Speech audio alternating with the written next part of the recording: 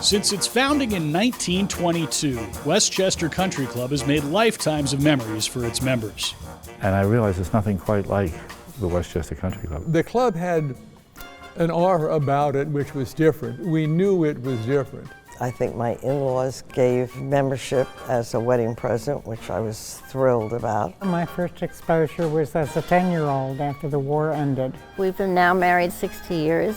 We had 5 children. We've raised here. They were very active here.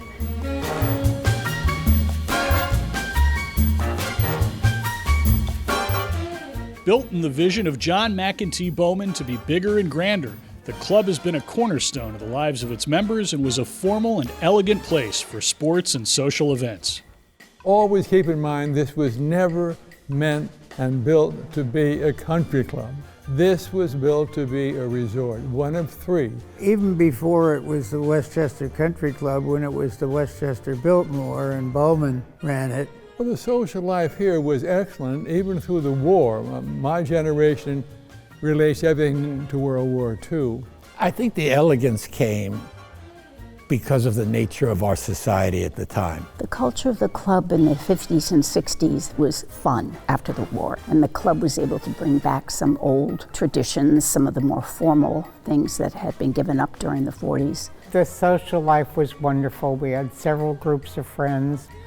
We partied a lot, much more so than people party now, and it was much more glamorous. The social life in the early years was very different from what it is now. Of course, everything was much more formal.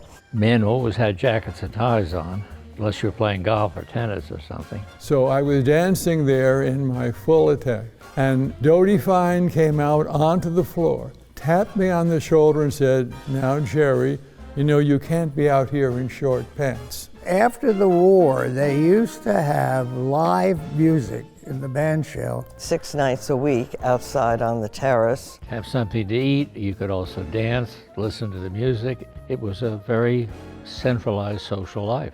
For now, I would say think Frank Sinatra, that kind of music. So you were dancing all the time.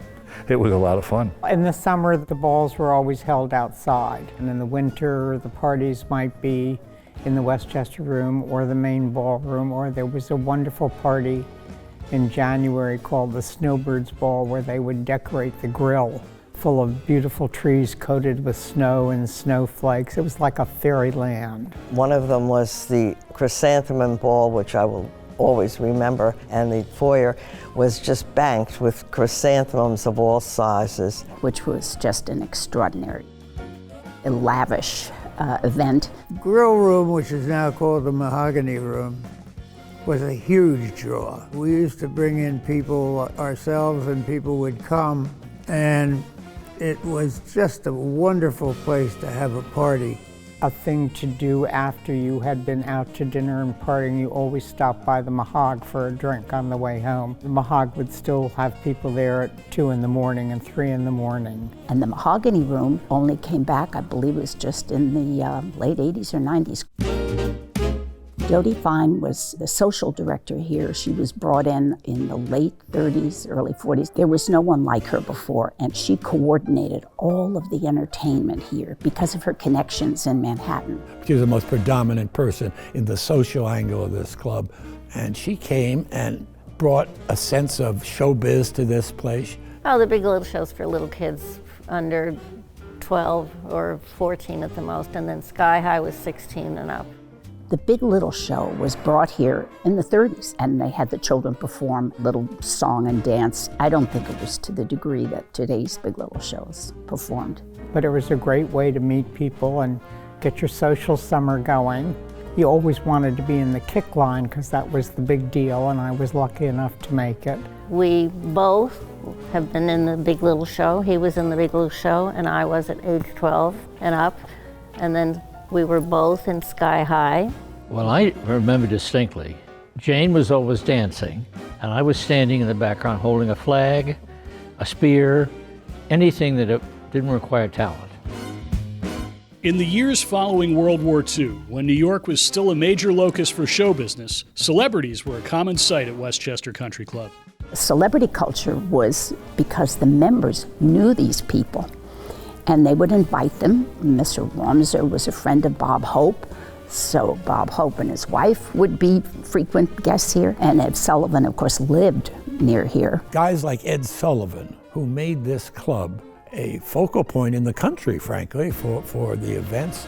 He brought all kinds of people to the place. Ralph Branca, who was a famous ball player, he was always participating in Sky High and monitoring stuff. So we had more celebrities in my era. Everyone from Johnny Carson to Ezio Pinza. It had people who were very much in the public eye. We had a lot of celebrities. Jimmy Stewart, whose sister was a member of Westchester. Lucille Ball is the one I remember. She came quite a bit. This was the place to be. Gary Cooper, Gloria Hatton McLean. I saw William Randolph Hearst arrive on his seaplane in Jodhpur on what was then called the Chauffeur's Beach. It was another world.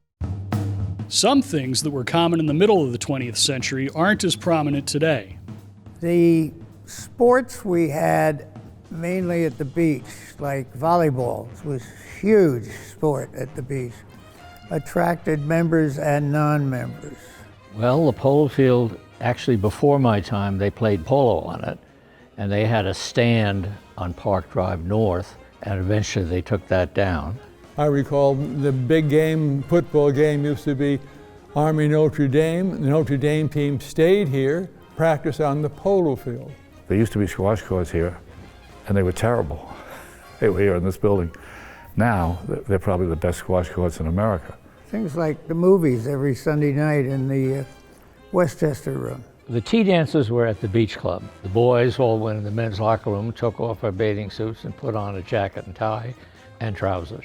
And the girls, of course, were doing the same thing in the ladies' locker room. And then at 4 o'clock we met and we had a tea dance. And if you were dating at that time, you look forward to the fact that at 4 o'clock, the girls showed up. It was a fun activity. Of course, if you're a teenager, having a date in the afternoon was kind of fun. A tea dance was an event that was started during the war, and it was for any of the members. They would go into the grill room, and it was, as the name implies. We have a lot of pictures of some of the young members here in their service uniforms with their girlfriends, their fiancés, wives.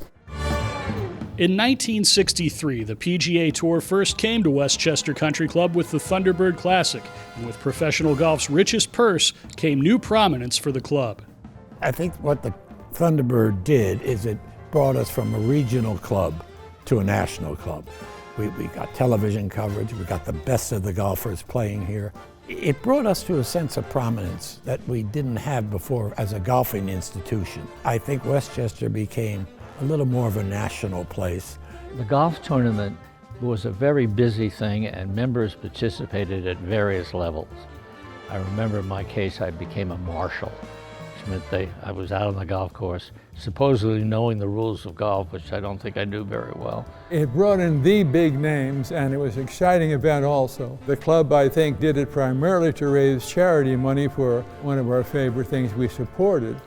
But the whole idea of having our club often photographed, they changed the course around. At its best, huge affair. Seeing the big names walk around the club was a big deal. Gary Player used my lock or something like that would happen, you know. Large event. But above all else, Westchester Country Club has provided its members a place for sports, fellowship, and fun for over a century. A place where families have built memories for 100 years. Well, this has always been a family club as far as I'm concerned, and our family just joined the other families that were already here. And it was a great way to grow up and have children growing up. Everything you could possibly want was here. The activities in the summer were extremely good at the beach. They had beach camps as they do now. It isn't a lot different today. There was more emphasis on the beach for children to be there. I started years ago the beach camp where I used to have to buy the crayons and the things to write on and everything, my friend and I. Today, it's this camp that is just I don't know how many kids are in it. It's fabulous. I see huge families here now, which is wonderful. There was a point I was saying you couldn't join unless you had 5 kids. It seems there are so many little children around. The children were very fortunate in the friends that they have made, lifelong friends. You know, we're lucky, and our children have been very lucky, and they all know it. All of our life has been very involved here, and not just us, but our 5 children and our 18 grandchildren, you know, and all the friends that we have. So, I mean, it's a place that we're at several times a week, for sure. Any number of us had their children here, had their christenings here, had their weddings here. That was very common.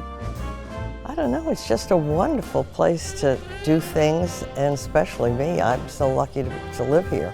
The idea of having a place this gracious, this close to where we all live, we're lucky.